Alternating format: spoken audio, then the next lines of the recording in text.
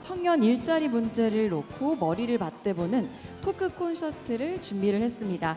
자, 여기 토크 콘서트에 함께 하실 분들 자리해 주셨으면 좋겠는데요. 네, 방금 말씀드린 것처럼 이 뭐니 해도 핫한 이슈 취업이라고 했는데요. 안수빈 인턴 기자, 이거에 대해서 좀 전할 사연이 있는지요? 네, 저는 취업과 관련된 사연 하나를 소개할까 합니다. 안녕하세요. 저는 2년째 중소기업에 다니고 있습니다. 얼마 전에 회사 동기랑 같이 술을 먹다가 청년 내일 채움 공제라는 제도를 알게 됐습니다. 그게 뭐냐고 묻는 저에게 친구가 이렇게 말하더군요. 야, 중소기업에 다니는 2년 동안 월 10만 원 정도만 내면 국가에서 지원금을 주는데 그게 합치면 1,600만 원이 쌓인대.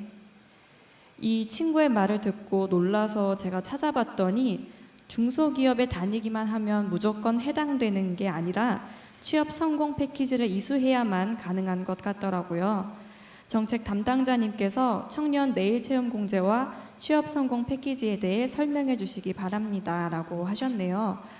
아직 중학교, 고등학교 학생분들도 이 취업 성공 패키지와 청년 내일 채용 공제에 대해 잘 모르실 것 같은데 담당자님께서 설명해 주시면 감사할 것 같습니다.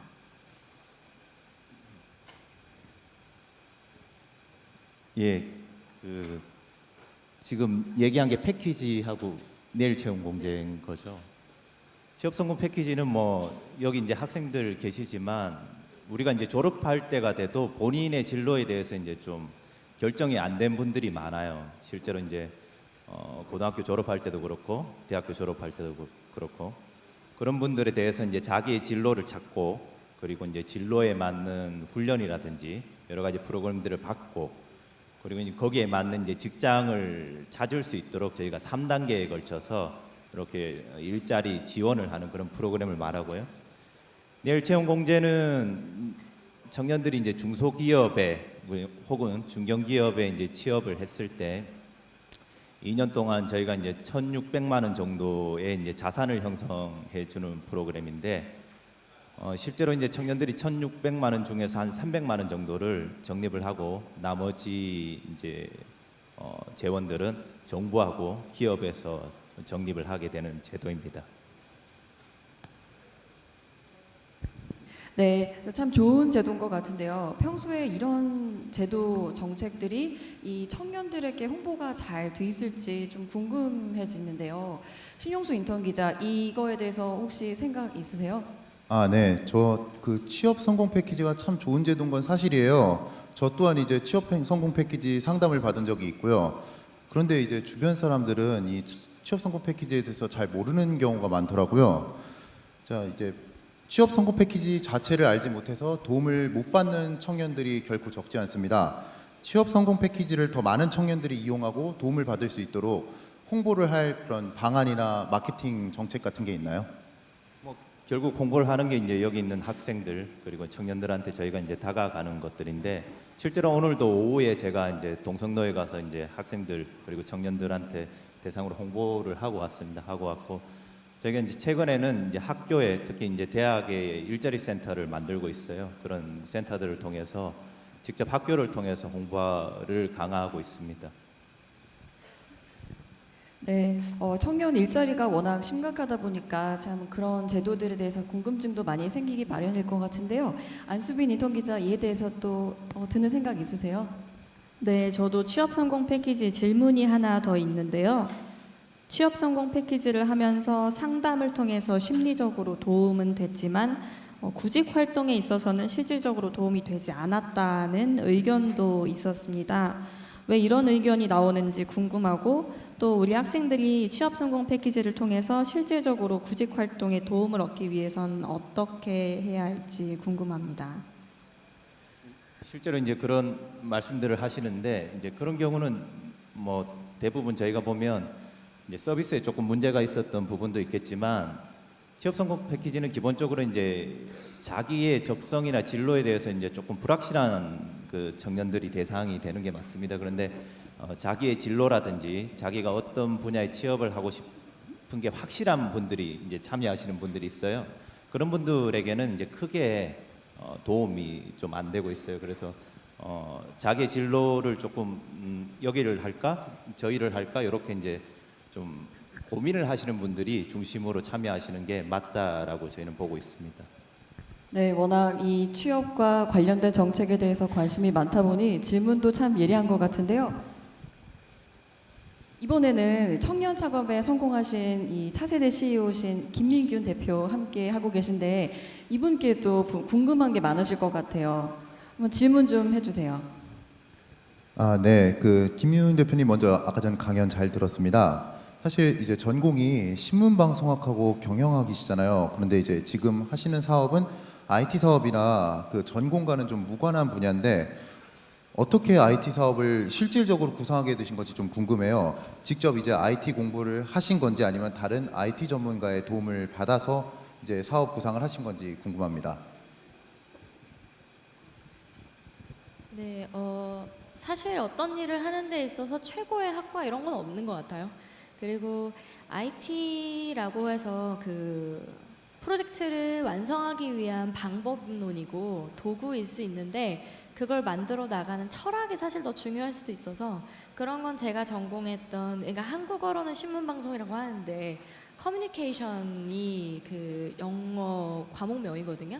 커뮤니케이션에 대한 이해가 사실은 이 아이템을 이끌어가는데 굉장히 큰 역할을 했기 때문에 아주 무관했다라기보다 오히려 제가 최적의 전공을 잘 살렸다고도 하세요.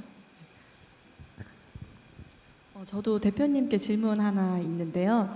여기 계신 학생분들 중에서도 대표님처럼 벤처 창업에 관심이 있는 분들이 계실 거라고 생각을 해요. 그런데 이 벤처 창업을 할 때는 초기에 시장 진입을 잘 하는 게 또 중요하다고 생각을 하는데 대표님께서는 초기 시장 진입에 어려움은 없으셨는지 또 궁금합니다. 네, 일단 제가 앞서 잠깐 소개드렸던 저희 시스템은 그 당시에는 세상에 존재하지 않던 서비스였어요. 그런 발상이나 이런 것들은 아예 처음으로 저희가 만든 거라 기존에 시장이 없었죠. 그래서 시장을 만들어 나갔어야 됐었던 거고 뭐 그런 면에서는 꽤 시간이 걸렸어요. 아까 영상에 나왔듯이 한 3년 정도 아예 돈을 한 푼도 못 벌고 이 일을 했기 때문에 처음엔 좀 고생을 했죠. 네, 근데 추후에는 없는 시장을 창출해내니까 제가 그 시장에서는 최고가 될 수 있었고 지금은 그 시장의 독점 상태라고 해야 될까요? 네, 시장을 오히려 또 리드할 수 있는 위치를 가져갈 수 있었던 게 아닌가 싶습니다. 네, 김희근 대표님과 또 소장님 말씀 고맙습니다. 저희가 이렇게 해서 두 인턴 기자들의 질문을 통해서 두 분께 취업과 또 청년의 창업에 대한 말씀 들어봤는데 마지막으로 토크 콘서트를 마치면서 대표님과 소장님 한 말씀 부탁드릴게요.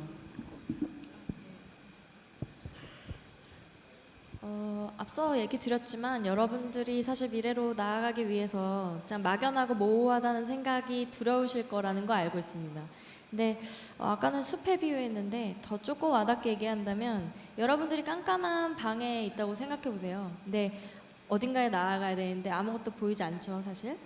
근데 그럴 때에도 적어도 제 발 아래까지는 보이거든요. 제 발 아래서부터 시작하는 거예요. 내가 요만큼 나아갈 수 있으면 거기까지 걷다 보면 조금 더 멀리 가고 멀리 갈 수 있는 게 보여요. 그래서 여러분들이 너무 먼 미래를 어떻게 기획한다기보다는 오늘 어떻게 살지를 잘 생각하세요. 오늘 이 순간을 진짜 미친 듯이 열심히 살아보겠다. 사실 여러분들이 이 자리에 온 것도 이미 기특한 일이지만 오늘 여기 왔을 때 궁금한 거 물어보고 사실 여기서 만난 연사들의 이야기를 다시 들을 기회는 없어요.